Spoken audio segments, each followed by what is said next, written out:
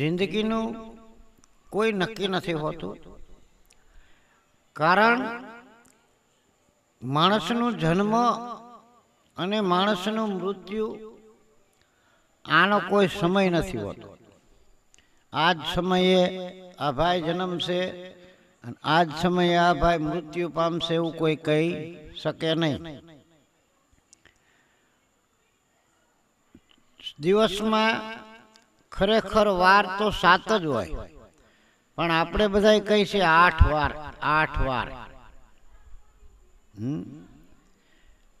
ખરેખર તો 8 નહીં, પણ વાર 9 છે. હા, તો પછી તમને પ્રશ્ન થાય 9 વાર કેવી રીતે? તો પહેલા તો રવિવાર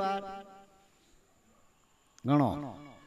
રવિવાર, સોમવાર, મંગળવાર, બુધવાર, ગુરુવાર, શુક્રવાર અને શનિવાર.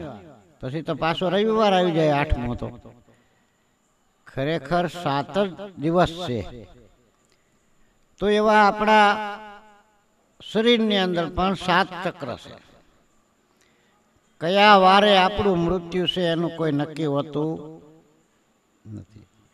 પણ જેની પાસે 8મો વાર હોય, 8મો વાર એને કહેવાય તમારો વ્યવહાર. પછી બેંક બંધ હોય તો આપણે પૈસાની ચિંતા ન હોય, કારણ કે એની પાસે વ્યવહાર છે. પછી 9મો વાર, 9મો વાર છે એ પરિવાર. જેની પાસે વ્યવહાર હોય ને એની પાસે પાછો પરિવાર હોય,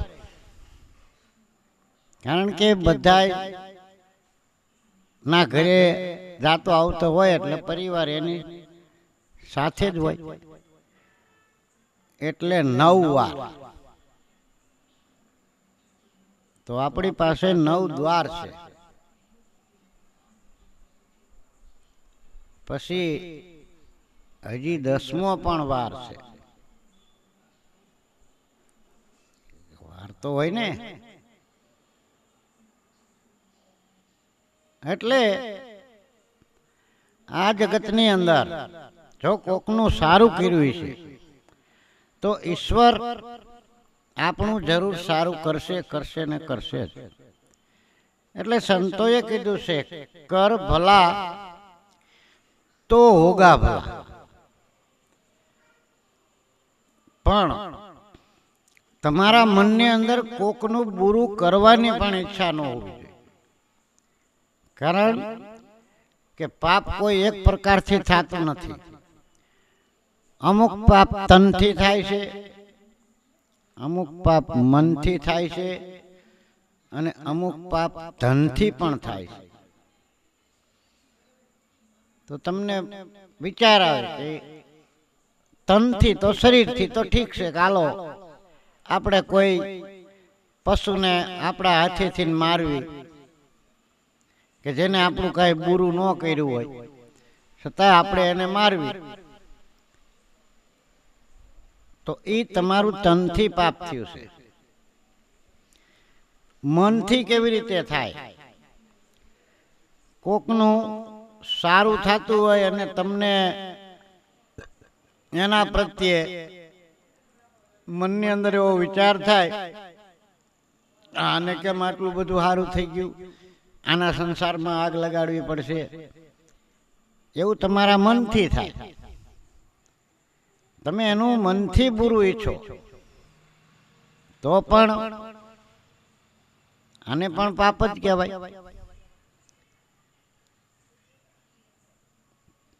રામાયણની અંદર પ્રસંગ આવે છે, તમને કહું કે જ્યારે રામ વનમાં જવાના હતા ત્યારે લક્ષ્મણે પણ કીધું કે મારે ભાઈની સાથે જવાનું છે સેવા કરવા. એટલે માતા પિતાની રજા લઈને એટલે તમે કહી છે કે ખોલી મેં તો સત્સંગ શાળા રે કોઈ ભણવાને આવજો, માત પિતાની રજા લઈને હોંશે હોંશે મંદિરે આવજો. માત પિતાની રજા તો તમારે ફરજિયાત લેવી જ પડે. પણ દશરથ રાજા તો અવાચક હતા, એટલે દશરથ રાજાની તો એને રજા લઈ ન શક્યા. પણ માતા સુમિત્રા પાસે રજા લેવા ગયા. એટલે માતા સુમિત્રાએ તો બહુ રાજી થયા અને કીધું કે ભાઈ આવો લાભ આપણને નહીં મળે ફરીવાર, એટલે તું જા, પણ એક મારું માન કે શું કે કોઈ દિવસ તું ભાઈની સાથે જા તો તારા મનની અંદર પણ એવો કોઈ દી વિચાર ન કરતો કે હું કરીશ. જો કરાવવા વાળો તો ઈશ્વર છે. સ્વપ્નમાં પણ કોઈ દિવસ તારે ભાઈ વિશે બુરું વિચારવાનું નહીં, તો તું જા. એટલે લક્ષ્મણે તરત માતા સુમિત્રાને પૂછ્યું કે પણ સપનામાં હોતી આવું થાય માડી? તો કે હા, તમને સપનું આવે, સપનાની અંદર તમે કોઈ મહેલ જોવો કોઈ બીજાનો, અને તમારા પેટની અંદર બળતરા જાગે, હા ફલાણો માણસને આટલું મારે આમ કેમ નહીં, તો એ સપનામાં પણ પાપ થાય.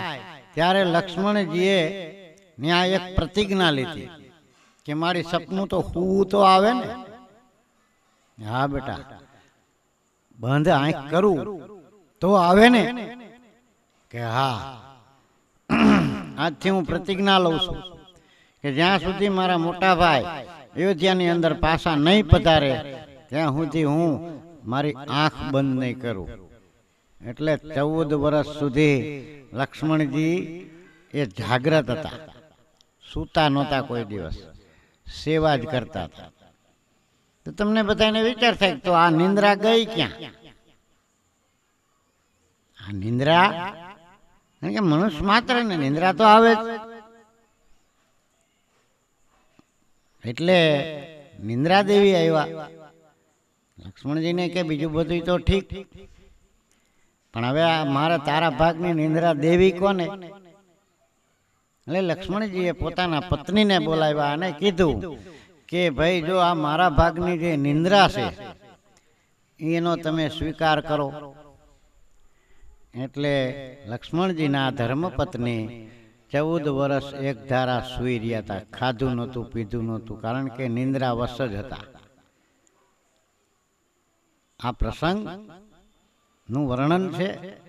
એટલે લક્ષ્મણજી 14 વર્ષ નિંદ્રા પણ ન કરી, એટલે સપનામાં પણ કોઈ દી ભાઈનું બુરું વિચારાય નહીં.